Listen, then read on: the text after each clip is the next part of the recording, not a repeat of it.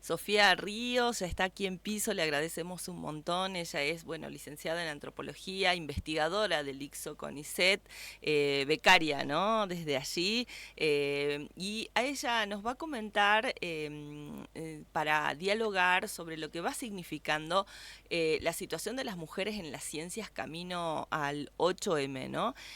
Contanos un poquitito antes, porque vos te especializás en antropología jurídica, ¿no? Así es. Hola Maru, hola a todo el equipo. Muchas gracias a ustedes por la invitación. Así es como vos decís, soy becaria del Instituto en Investigaciones en Ciencias Sociales y Humanidades de esta universidad, que tiene doble dependencia del CONICET y de la UNSA. Y así es, estoy hace unos años ya con mi trabajo doctoral, que tiene que ver con infancias y juventudes en el sistema de protección y también en el sistema penal juvenil. Si bien esa es la especialización que yo Ujú. tengo, bueno, la misma carrera y los devenires de la trayectoria me llevaron también a indagar un poco más en cuestiones de género, pero siempre prestando atención a este segmento particular de la población, ¿no? Que son las niñas, los niños y los adolescentes. Bien. Ese es lo que me El convoca. área, Ajá, así es. el área, más que interesante, además, ¿no? Porque ahí estamos hablando de situaciones muy, muy vulnerables y bueno, aún en estas políticos, con estas políticas actuales, todavía más, ¿no? Donde las leyes se van poniendo tan en juego.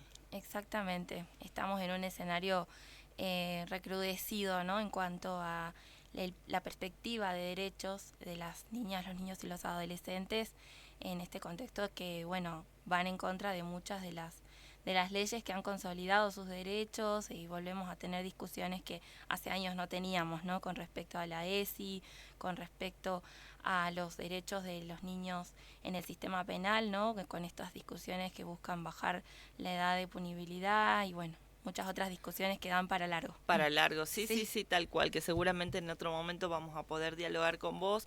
Hoy la verdad que le queríamos contar un poco a la gente y la convocábamos justamente porque es algunas de las mujeres que está en la ciencia, y digo algunas porque no son pocas, justamente son muchas mujeres las que están en las ciencias, las mujeres científicas. Uno siempre se imagina por ahí estar más vinculado a las ciencias duras, pero la realidad es que sobre todo en las ciencias sociales hay una gran cantidad de mujeres que investigan, que además reciben su título y demás, pero tiene que ver mucho con ese trayecto, que después eso no se visibiliza, ¿no? El espacio en las ciencias para las mujeres. ¿Cómo se vive esto hoy?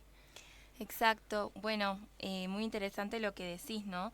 6 de cada 10 personas que investigan en el sistema científico de la Argentina, según un relevamiento que se hizo en el 2023 por el ex Ministerio de Ciencia y Tecnología, eran mujeres.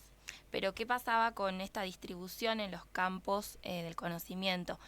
Están mucho más concentradas en las ciencias sociales y hay una participación mucho más escasa en las áreas de informática, las matemáticas y las ingenierías.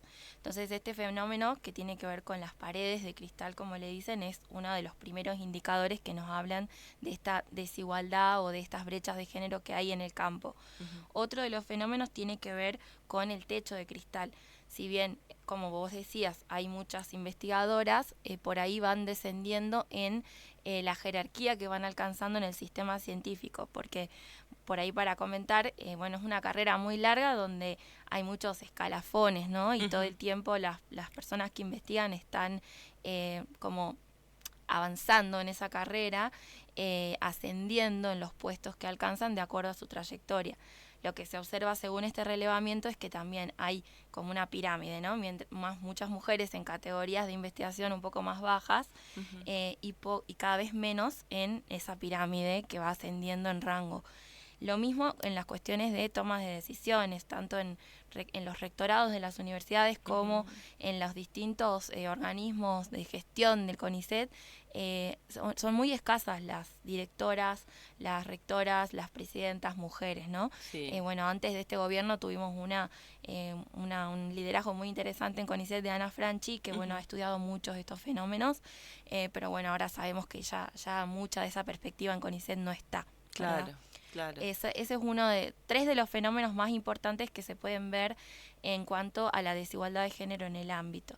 Y bueno, de ahí toda la incógnita sobre la visibilidad, como decís vos, el lugar secundario que siempre han tenido las mujeres en la ciencia, lo poco representadas que están en los distintos materiales de estudio, pocos premios Nobel en general que hay para mujeres científicas, un montón de situaciones que generan esto de que no, cuando pensemos en la ciencia no nos representamos a una mujer, sino que nos representamos a un hombre con tubos de ensayo, y bueno, no es la realidad de todo el campo científico, ¿no? Esto, el relevamiento nos cuenta de una heterogeneidad un poco más grande, pero de todos estos estereotipos que van teniendo incidencia en lo que nos convocaba por el 11 de febrero, ¿no? Que es el Día de la Mujer y la Niña en la Ciencia, que tiene que ver con cómo las vocaciones científicas de las niñeces y de las niñas particularmente empiezan a poder tener alguna invitación a ser científicas, ¿no? Como una niña puede empezar a pensar en que su futuro puede tener que ver con la ciencia. Con estos estereotipos de género eso es mucho más difícil. Sí, sí, tal cual. Y en tu caso, para indagar un poquitito cómo fue tu elección o tu trayecto de dedicarte a las ciencias, ¿lo ibas viendo desde pequeña? ¿Lo fuiste descubriendo ya un poco más grande? ¿Cómo fue ese acercarte? No, sí, yo creo que fue así paso a paso, pero claramente incide poder tener referencias, ¿no? Uh-huh. En mi caso tuvo que ver con eso, con encontrar a una persona que sabía que ya se desempeñaba en el ámbito y por eso te enterás que existe o que es posible, ¿no? Por eso la importancia también de la visibilidad y de alentar a las niñas a que puedan tener algún tipo de perspectiva en la investigación, en el desarrollo tecnológico, científico, y no solamente en las áreas sociales, que es lo que más vemos acá, por ejemplo, ¿no? Claro. en este campo nacional que tenemos de actividad científica, sino también en las otras disciplinas que están aún más masculinizadas, que no en las facultades de ingeniería, en las facultades de económica, donde es cada vez más pequeño la grieta por la cual una vocación científica se puede activar, ¿no? Es fundamental el fomento, fundamental las referencias y la socialización temprana, porque bueno, no solamente va a depender de los ámbitos educativos, sino también de los entornos familiares, ¿no? ¿Qué se espera? Y comunitarios. ¿Qué se espera de las niñas y los niños? Vos marcaste justo, me parece algo central, ¿no? Los ámbitos familiares y hablando un poquito de las niñeces, y esto también como para cerrar y como para dejar pensando, reflexionando un poco a quienes nos están escuchando del otro lado. Mientras ibas relatando eso, yo también recordaba de mi niñez un poco que, por ejemplo, a mí me flasheó ver en aquel momento todo lo que implicaba el universo, la galaxia, esa información. Me impactó tanto que además de que pedía libros en ese, no había ni celular ni nada, digamos, escribía cartas, me acuerdo, a una editorial, llegaban libros a mi casa y mi mamá me quería matar porque me decía, ¿cómo vas a pedir libros? Era carísimo. Por eso, porque eran carísimos y llegaba así cual biblioteca para que abonen en casa, y digo, ese despertar por las ciencias que después por supuesto no se termina de acompañar porque, bueno, no soy tan grande, pero sí existía una creencia muy grande de que leer y que estar vinculada a otras temáticas que no implicaban los cuidados no era para las mujeres. O sea, yo me acuerdo claramente, no, esto no es para nenas, ¿no? Esa era la expresión. Y creo que todavía sigue mucho esta forma, ¿no? De trasladar, quizás no es ya en la forma de que había en aquel momento, hace 40 años atrás, 50 años atrás, pero sí todavía persiste eso quizás con lo digital, en lo tecnológico, ¿no? Que es, qué sé yo, chicas que hagan videojuegos y demás son muy pocas. Muy pocas. Estoy pensando, y creo que la historia, los relatos y las narrativas de esos videojuegos serían muy diferentes, ¿no? Exactamente. Por ejemplo, por poner un... Es que coincido, creo que se actualizan los estereotipos de género, pero persisten en un montón de imágenes que vemos, en un montón de representaciones, te diría que más hoy por hoy, ¿no? Donde aparecen de nuevo imágenes de los jóvenes vinculados a las finanzas, al desarrollo, a la programación, al desarrollo técnico y nuevamente esos imaginarios sociales no nos tienen, ¿no? como protagonistas. Los entornos familiares, como vos decís, son súper importantes porque las expectativas del rendimiento escolar, por ejemplo, ¿no? Cuando son diferenciales, inciden sobre la confianza, la seguridad que las niñas van desarrollando en relación a sus futuros. Eso lo cuentan unas investigadoras mexicanas que hacen un estudio cualitativo y cuantitativo, ¿no? Sobre trayectorias de estudiantes universitarias y van indagando en sus infancias, ¿no? Y cómo fueron construyendo esta vocación por ciencias tal vez más duras versus otras estudiantes que construyeron una vocación en ciencias sociales o ciencias blandas.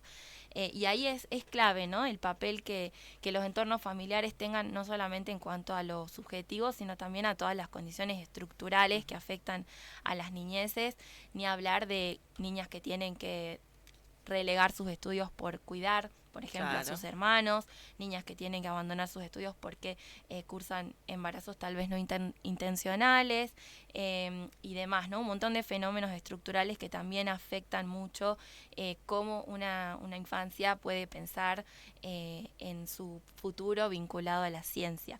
Así que me parece clave, y me parece clave no perder de vista que, si bien parece muy arcaico pensar que hasta el siglo XX las mujeres no podían ir a la universidad en muchos países, no hay que perder de vista que los estereotipos se actualizan y hoy estamos viviendo un recrudecimiento y una embestida de estos discursos de nuevo, ¿no? Así que a prestarle mucha atención. Así es, te agradecemos muchísimo tu amabilidad de venir aquí. Tiene que ir corriendo una reunión, Sofía, pero bueno, la idea era un poco reflexionar en torno a lo que es el 8M y por supuesto este 11 de febrero, que fue el Día de las Mujeres en la